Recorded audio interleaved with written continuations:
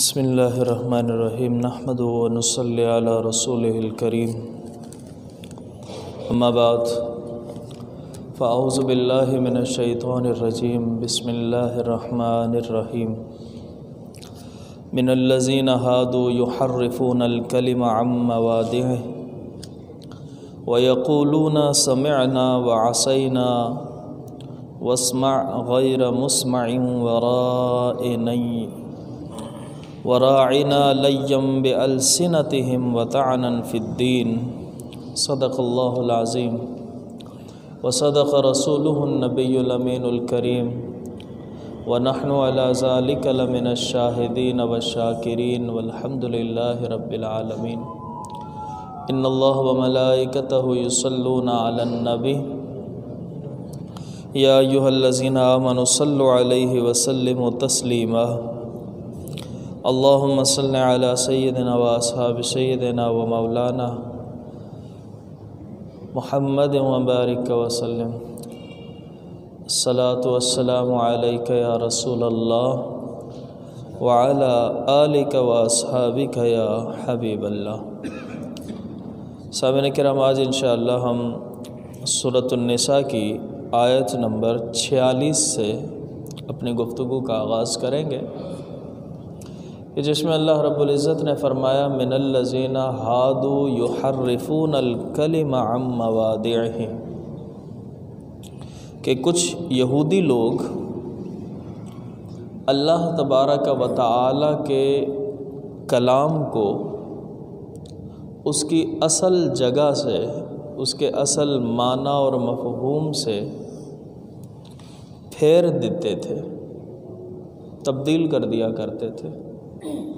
اور یہ کچھ تھے یہودی، اور وہ کچھ جو تھے نا، وہ اس کے یہودیوں کے علماء تھے، جنہیں علماء یہود کہا جاتا تھا، کہ جو توریت کے اندر اللہ تبارک و تعالی نے احکام نازل کیے ہوئے ہوتے تو ان احکام کو وہ پھیر دیتے تھے ان کے اصل جگہوں سے، اصل معنی سے، اور ان کو پھیر کر پھر عوام کو بتاتے، عوام اسی پر ایمان لے آتی تھی، عوام اسی پر ایمان، چونکہ ان کے پاس اتنا علم نہیں تھا، وہ علماء پر یقین کرتے تھے اور اسی پر پھر وہ ایمان لے آیا کرتے تھے۔ اچھا، کبھی تو یہ ہوتا تھا کہ وہ علماء توریت میں سے پوری جو توریت کی آیت ہوتی تھی نا، اس کو ہی تبدیل کر دیتے تھے، اور کبھی ایسا ہوتا تھا کہ پوری آیت کو تبدیل نہیں کرتے تھے وہ، بلکہ کچھ الفاظ کو بدل دیا کرتے تھے۔ مثال دیتا ہوں، جیسے کہ مثال کے طور پہ حضور علیہ الصلاۃ والسلام کی صفات، ہمارے آخری نبی کی صفات توریت میں بھی اللہ تبارک و تعالی نے ذکر فرما رکھی تھی کہ آخری نبی آئے گا میرا اور اس کی یہ صفات ہوں گی توریت کے اندر بھی۔ حضور علیہ الصلاۃ والسلام کی ایک صفت بیان فرما رکھی تھی اللہ تعالیٰ نے توریت میں، کہ وہ جو آخری نبی ہوگا میرا، اس کی رنگت گندمی رنگت ہوگی، اسمر کا لفظ ذکر کیا گیا تھا، اور اسی طریقے سے حکم تھا، فرمایا گیا تھا کہ ربعتن، یعنی درمیانے قد کے ہوں گے، نہ تو چھوٹے قد کے نہ بڑے طویل، درمیانے قد کے ہوں گے۔ یہ حضور علیہ السلام کی صفات تھی۔ یہودیوں نے کیا کیا کہ اپنی توریت کے اندر لفظ اسمر کو تبدیل کر کے آدم کر دیا، آدم کر دیا، لفظ اسمر کو تبدیل کر دیا یا بدل دیا۔ اور اسی طریقے سے ربع، جس کا معنی ہوتا ہے درمیانی قد، اس کو تبدیل کر کے طوال لکھ دیا وہاں، یعنی لمبے قد کے ہوں گے۔ انہوں نے اس طرح ان آیات کے اندر تبدیلی کر دی۔ جب حضور علیہ الصلاۃ والسلام مبعوث ہوئے، دنیا میں تشریف لائے، تو وہ پھر انکار کر دیا کرتے تھے۔ ان کے جب لوگ پوچھا کرتے تھے نا کہ بھئی محمد کہتے ہیں میں آخری نبی ہوں، تو تم تو علماء ہو، تم بتاؤ کہ کیا نشانیاں ہیں جو ان میں، کہتے کہ نہیں، وہ نشانیاں نہیں ہیں جو ہمارے یہاں پر ہیں۔ انہوں نے تو تبدیل کر دی تھی، لیکن وہی نشانیاں حضور میں پائی جاتی تھی۔ تو اس لیے اللہ رب العزت فرماتا ہے کہ یہودیوں میں سے وہ لوگ کہ جو اللہ کی آیات کو تبدیل کر دیا کرتے تھے، یا تو پوری آیات یا پھر چند الفاظ ان کے اندر تبدیل کر دیا کرتے تھے وہ. اور وَيَقُولُونَ سَمِعْنَا وَعَصَيْنَا، یہ یہودیوں کا دوسرا عیب بیان کیا جا رہا ہے. پہلا تو تبدیلی والا، اور دوسرا عیب یہودیوں کا کیا تھا؟ وَيَقُولُونَ، اور وہ کہتے تھے کہ سمعنا، ہم نے سنا، وعصینا، اور پھر نافرمانی بھی کرتے تھے. انہوں نے نافرمانی بھی کی انہوں نے اس کی. یہ ہوتا ہے نا کہ بھئی سنا اور سن کر عمل کیا، سن لیا حکم اور سن کر عمل کرنا، لیکن ان کے عالم یہ تھا سمعنا وعصینا، کہ انہوں نے سنا اور سن کر جو ہے وہ اس کی نافرمانی کی.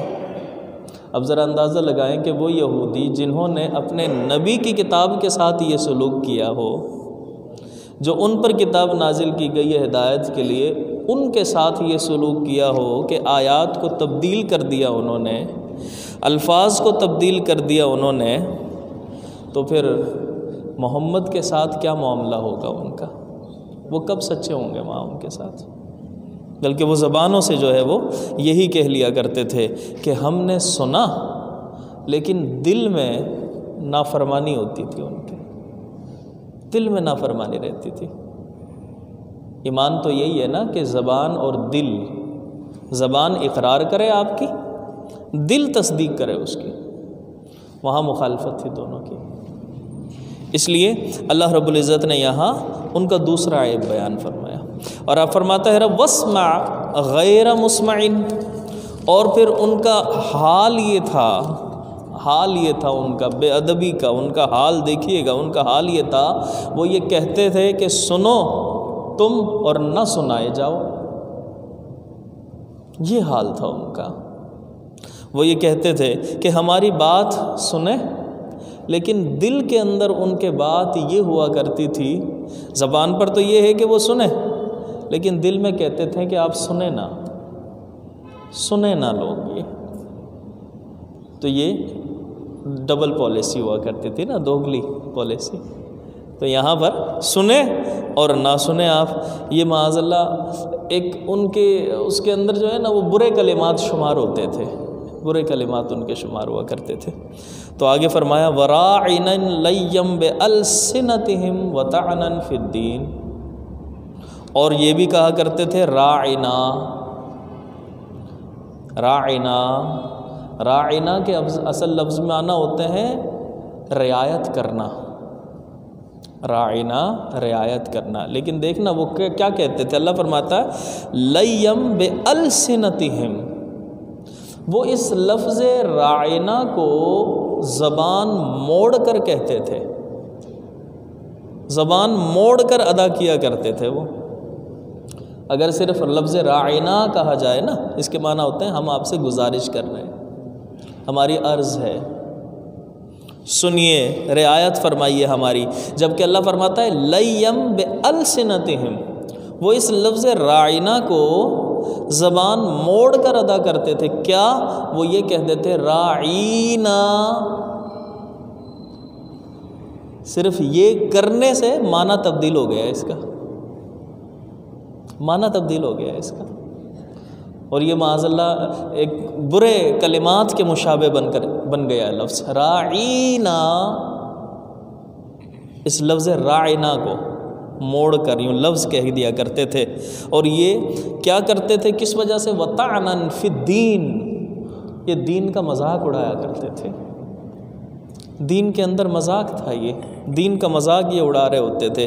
اور یہ ان کی حرکتیں جو ہے نا وہ صرف اسلام پر تانے کی وجہ سے ہوا کرتی تھی، اسلام پر تانا بنایا کرتے تھے. اور وہ یہ کہا کرتے تھے کہ دیکھو، ہم کہا نہیں کرتے تھے کہ محمد سچے نبی نہیں ہے، اگر یہ سچے نبی ہوتے تو ہماری دل کی باتوں کو سمجھ لیتے، یہ ہمارے دل کی باتوں کو سمجھ لیتے. یہ ہم تو راعینا کہتے ہیں، دل کے اندر یہ چیزیں رکھتے ہیں، لیکن ان کو پتہ ہی نہیں چلتا. یہ سچے نبی نہیں ہے تو ہم تو کہا کرتے ہیں تمہیں، ان کو پتہ ہی نہیں چلتا اس چیز کا. نبی تو وہ ہوتا ہے جس کو پتہ چل جائے. ذرا غور کریں ان کا بھی یہ عقیدہ تھا.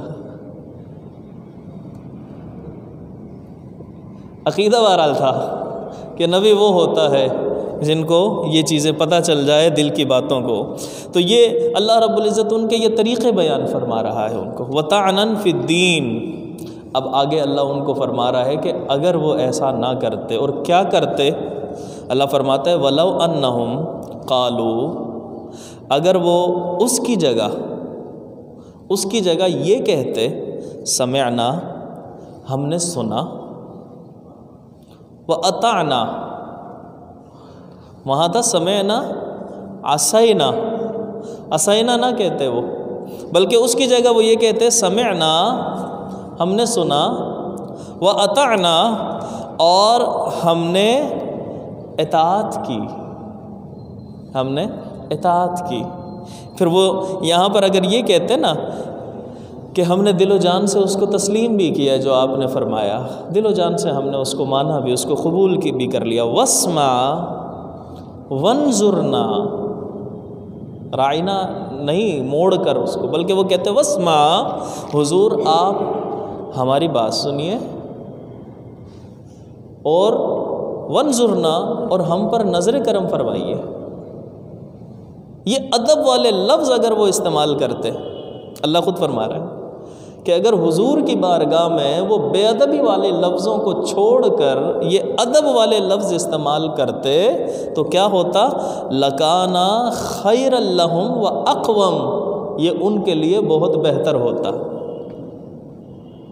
یہ ان کے لیے بہت بہتر ہوتا کہ وہ بے ادبی والے لفظوں کو چھوڑ دیتے، اور بے ادبی والے لفظوں کو چھوڑ کر وہ یہ کہتے کہ اللہ کے نبی ہم نے سنی آپ کی بات کو، ہم نے تسلیم کیا اس بات کو، اور ہم پر نظر کرم فرمائیے، ہماری بات کو سنیے. یہ کہنا ان کے لیے بہت بہتر ہوتا. وَلَٰكِن لَّعْنَهُمُ اللَّهُ بِكُفْرِهِمْ فَلَا يُؤْمِنُونَ.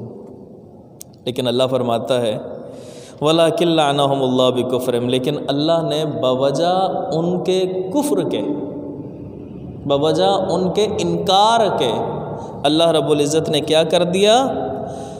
ان کو اپنی رحمت سے دور فرما دیا، ان کو اپنی رحمت سے دور کر دیا. فَلَا يُؤْمِنُونَ إِلَّا قَلِيلًا، کہ ان میں سے نہیں ایمان لے کر آئے لیکن تھوڑے لوگ ایمان لائے. ان میں سے تھوڑے لوگ تھے جو کہ ایمان والے ہوئے، جن کو ایمان کی دولت نصیب ہوئی.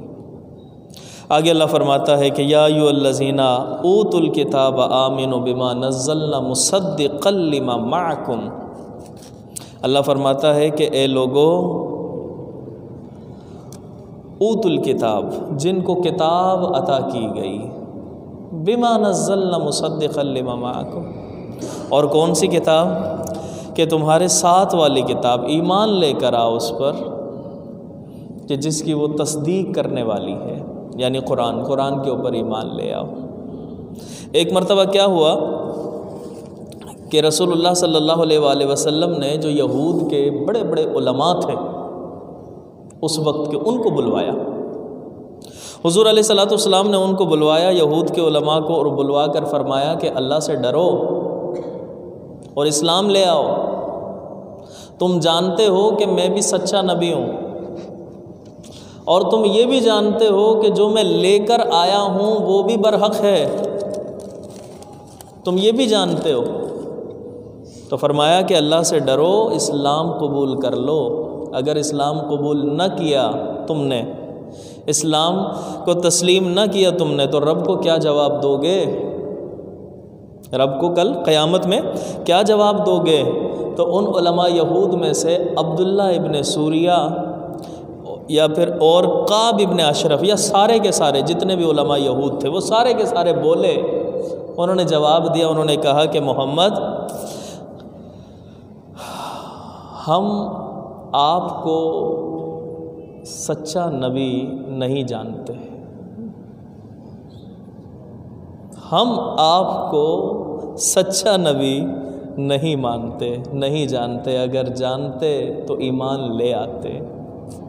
اس پر اللہ رب العزت نے اس آیت کو نازل فرمایا ان کے لیے، اور فرمایا کہ نبی اے لوگو جن کو کتاب دی گئی، توریت یہودیوں کو دی تھی نا اللہ نے، توریت جن کو کتاب دی گئی، ایمان لاؤ اس پر جو ہم نے نازل کیا۔ توریت بھی اللہ کی طرف سے آئی تھی، لیکن اللہ ان کو فرما رہا ہے اس پر ایمان لے آؤ جو ہم نے نازل کیا، یعنی قرآن پاک کو، اس پر ایمان لے آؤ۔ کس لیے؟ تاکہ تصدیق کرے اس کی جو تمہارے پاس ہے۔ تصدیق بعد میں آنے والی کرتی ہے نا، تو قرآن بعد میں آیا، اس قرآن نے آ کے تصدیق کی ان کی، اس سے پہلے جو کتابیں آ گئی ہیں۔ تو اس وجہ سے اللہ فرماتا ہے من قبل ان نطمس وجوہا فنردوها على ادبارها او نلعنهم كما لعنا اصحاب السبت۔ اللہ فرماتا ہے اس سے قبل، اس سے پہلے کہ خالق کائنات چہروں کو مسخ فرما دے، چہروں کو مسخ فرما دے اللہ تبارک و تعالیٰ، اس سے پہلے ایمان لے آؤ، یعنی چہروں کے آثار کو مٹا دے۔ چہرے کے آثار کیا ہیں؟ ناک، آنکھ، کان، یہ چہرے کے آثار ہیں ہمارے۔ فرمایا کہ اس سے قبل کہ اللہ تبارک و تعالیٰ چہروں کے آثار مٹا دے، اور فَنَرُدُّهَا عَلَىٰ أَدْبَارِهَا، اور ان کو واپس پلٹا دے، ان کی پشتوں کی طرف پھیر دے۔ پہلے چہرہ کیسا تھا؟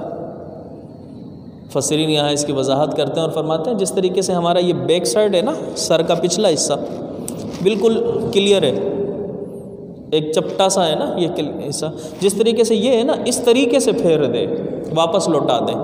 یعنی پہلے ایسا تھا، پھر اس کے اندر کان بنائے گئے، آنکھ بنائی گئی، ناک بنائی گئی ہے۔ فرمایا اس سے قبل کہ اللہ تبارک و تعالیٰ پچھلے حصے کی طرح کر دے، اس سے پہلے ایمان لے آؤ۔ تو ان لوگوں پر تو اثر نہیں ہوا اس کا، بلکہ روایتوں کے اندر آتا ہے کہ جب یہ وعید سنی عبداللہ ابن سلام نے، تو جب انہوں نے اس وعید سنی اور یہ آیت سنی اور یہ پڑھا سنا نا انہوں نے، ان کے دل کے اوپر خوف طاری ہوا اور وہ دائرہ اسلام کے اندر داخل ہو گئے تھے۔ اور حضرت عمر کے زمانے میں، جب حضرت عمر فاروق رضی اللہ تعالیٰ عنہ کا زمانہ تھا، اس زمانے کے اندر کعب احبار نے اس آیت کو سنا تو اتنا خوف طاری ہوا کہ وہ بھی تائب ہوئے اور دائرہ اسلام میں داخل ہو گئے۔ وہ بھی رب جس کو چاہے ایمان عطا کر دے دولت، لیکن وہ لوگ جو ہے وہ وہیں کے وہیں رہ گئے۔ اور فرمایا رب نے او نلعنہم کما لعنا اصحاب السبت، اللہ فرماتا ہے کہ یا پھر لعنت کریں اس پر جس طرح ہم نے سبت والوں پر لعنت کی تھی۔ یہ میں قصہ پہلے سے بارے کے اندر پورا تفصیل سے ذکر کر چکا ہوں کہ اصحاب سبت کون تھے، ہفتے والے یہودیوں کے اندر یہ کون لوگ تھے، ان کو اللہ نے کیا سزا دی تھی اور کیوں دی تھی، وجہ کیا تھی۔ صرف ایک دو چیز بتاؤں گا یہاں کہ یہ وہ یہودی تھے کہ جن کو اللہ نے ہفتے کے روز، یہودی تھے جن کو اللہ نے ہفتے کے روز مچھلی کا شکار کرنے سے منع فرمایا تھا۔ انہوں نے خلاف ورزی کی، جب انہوں نے خلاف ورزی کی تو اللہ تبارک و تعالیٰ نے ان کو سزا دی اور ان کے چہروں کو مسخ کر دیا اور بندر بنا دیا ان کو۔ پھر 3 دن وہ زندہ رہے، 3 دن کے بعد وہ ہلاک ہو گئے سارے کے سارے۔ اس وقت میں نے تفصیلی ذکر کیا تھا کہ لوگ جو کہتے ہیں کہ یہ جو بندر ہیں آج کل یہ انہی کی اس میں سے نسل میں، ایسا کوئی نہیں ہے، یہ اللہ کی ایک مخلوق ہے علیحدہ۔ وہ تو اسی وقت مفسرین فرماتے ہیں کہ 3 دن کے تک زندہ رہے، عذاب کے اندر اس مبتلا رہے، اور پھر اس کے بعد جو ہے وہ ہلاک ہو گئے تھے خود بخود، سارے کے سارے ختم ہو گئے تھے سارے۔ یہ وہ نہیں ہے سلسلہ نا۔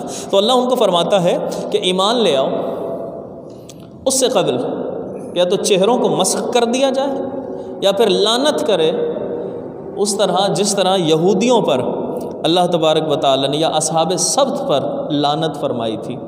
تو اللہ تبارک و تعالیٰ یہاں ان کو تنبیہ فرما رہا ہے کہ اس سے پہلے ایمان لے آؤ، اس لیے وَكَانَ أَمْرُ اللَّهِ مَفْعُولًا، کہ اللہ کا چاہا ضرور ہو کر رہتا ہے، ضرور ہو کر رہتا ہے، کوئی روکنے والا نہیں ہے، کوئی طاقت نہیں ہے ایسی کہ رب نے جو چاہا اور اس کو روک دے وہ کرنے سے۔ اللہ کا چاہا ضرور ہو کر رہے گا، اس سے پہلے ایمان لے آؤ۔ تو آگے اللہ رب العزت نے فرمایا ان اللہ لا یغفر ان یشرک بہ ویغفر ما دون ذلک لمن یشاء۔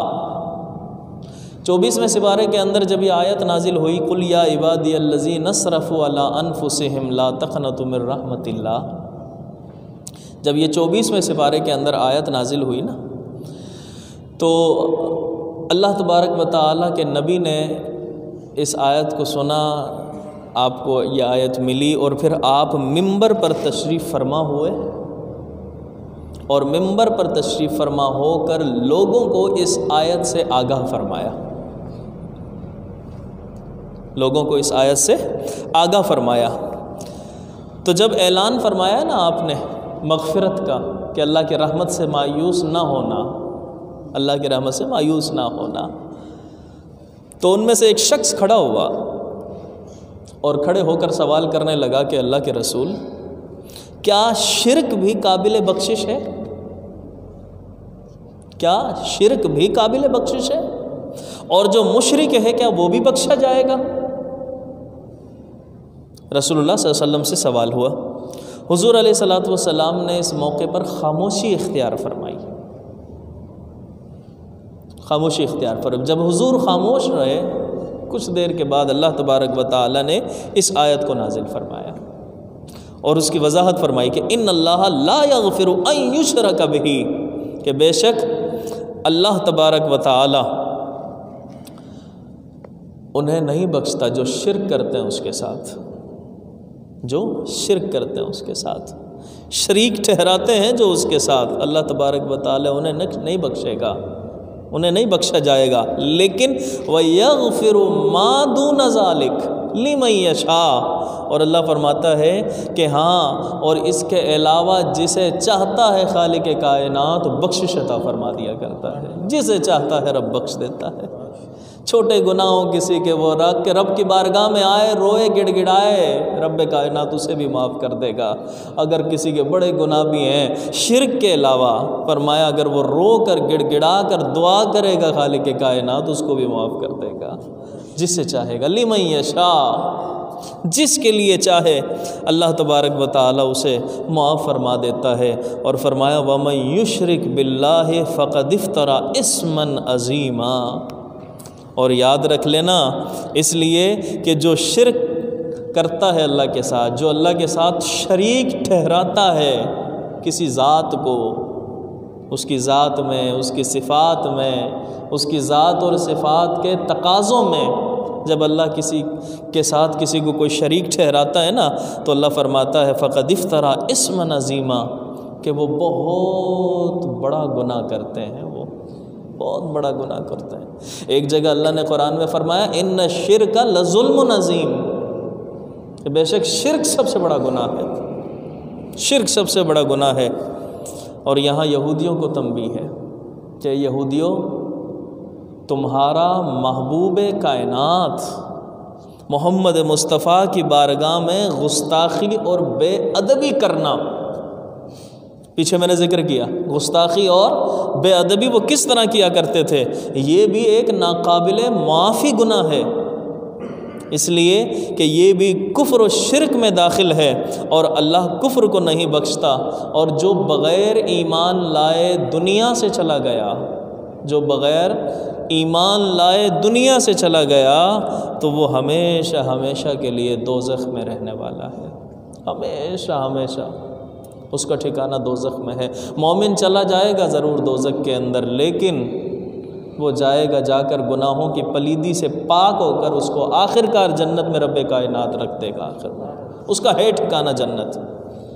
اسی لیے مومن کے لیے اگر جنت میں دوزخ میں جائے گا بھی نا، تو وہ صرف دخول ہوگا، کچھ وقت کے لیے، خلود نہیں ہوگا۔ کافر کے لیے خلود ہوگا، وہاں ہمیشہ ہمیشہ ہمیشہ رہنے والا۔ آگے اللہ رب العزت نے فرمایا الم تر الی الذین یزکون انفسہم، اچھا ان کی دیکھیں اور طریقہ کیا تھا ان کا۔ اللہ فرماتا الم تر الی الذین یزکون انفسہم، ایک مرتبہ کیا ہوا کہ یہودی جو ہے نا، کچھ یہودی اپنے چھوٹے معصوم بچوں کو، وہ تو معصوم ہوتے ہیں نا بچے جن کے اوپر وہ شرعی احکام ہی لاگو نہیں ہوئے، ابھی گناہ بھی نہیں ہے ان کے اوپر، چھوٹے یہودی جو ہے نا اپنے چھوٹے بچوں کو لے کر ایک دفعہ حضور کی بارگاہ میں آئے اور آ کر عرض کرنے لگے کہ اللہ کے نبی، اے محمد یہ بتائیے کیا یہ بچے گناہگار ہیں؟ کیا یہ بچے گناہگار ہیں؟ چھوٹے تھے، معصوم بچے تھے۔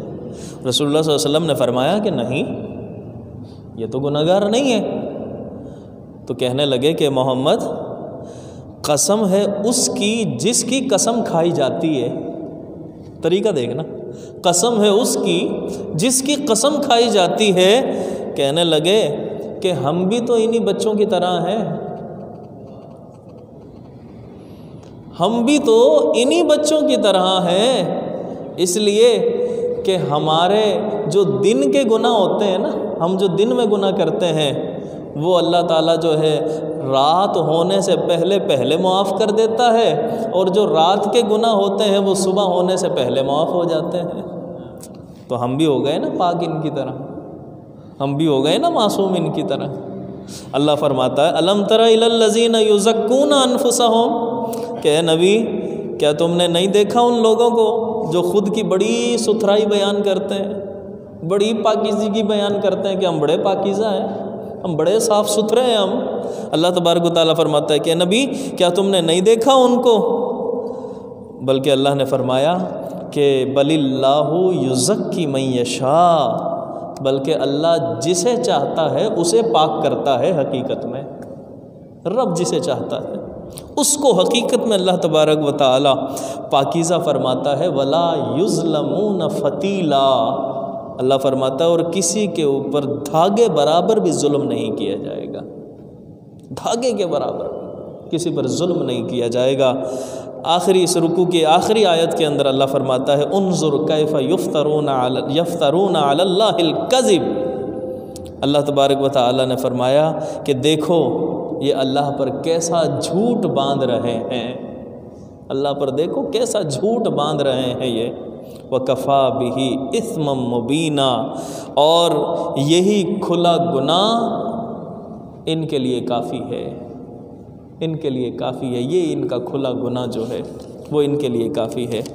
اللہ تبارک و تعالیٰ کے اس کلام سے ہم نے کیا سیکھا کہ جو آج آیت نمبر 46 سے لے کر 50 تک جس کا ہم نے ابھی ترجمہ اور مختصر سی تشریح دیکھی، اس سے ہمارے لیے کیا درس ہے، ہمارے لیے کیا سبق ہے اس کے اندر؟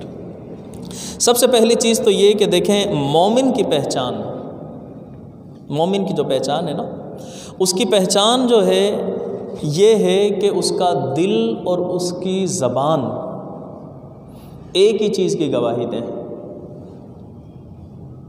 جو زبان پر ہو وہی دل میں ہو۔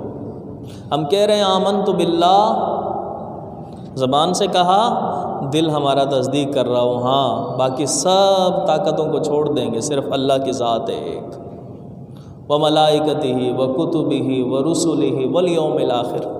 تو مومن جو ہے نا اس کی پہچان یہی ہے کہ جو اس کی زبان پر ہے وہی اس کے دل میں ہے، علیحدہ علیحدہ اگر ہوا تو یہ منافقت ہو جائے گی، یہ منافقت ہو جائے گی۔ تو مومن بنیں گے زبان اور دل پر ایک چیز ہوگی بس۔ دوسری چیز جو ہم نے یہاں سیکھی وہ یہ کہ دیکھیں حضور کی بارگاہ میں ایسا لفظ بولنا، حضور کی بارگاہ میں ایسا لفظ بولنا جس میں گستاخی کا شائبہ تک بھی ہو، جائز نہیں ہے، جائز نہیں۔ اللہ نے کس طرح ان کو تنبیہ فرمائی وہاں کہ یہ نہیں، اگر اس کے بدلے یہ کہتے راعنا اور راعینا، اس کے بدلے یہ کہتے، یعنی گستاخی کا جہاں ذرہ برابر بھی شائبہ ہو تو وہاں پر وہ لفظ حضور کی بارگاہ کے اندر جائز نہیں ہے، اور یہ منافقوں کی علامت ہے، منافقوں کی علامت ہے کہ ظاہر میں تو کہہ رہے ہیں لیکن دل کے اندر کچھ اور رکھا ہوا ہے انہوں نے، یہ جائز نہیں ہے۔ تیسری چیز جو ہم نے سیکھی وہ یہ کہ دیکھیں حضور کے ادب میں ہمارا ہی فائدہ ہے، حضور کا ادب کرنے میں ہمارا ہی فائدہ ہے، اور بے ادبی میں ہمارا ہی نقصان ہے۔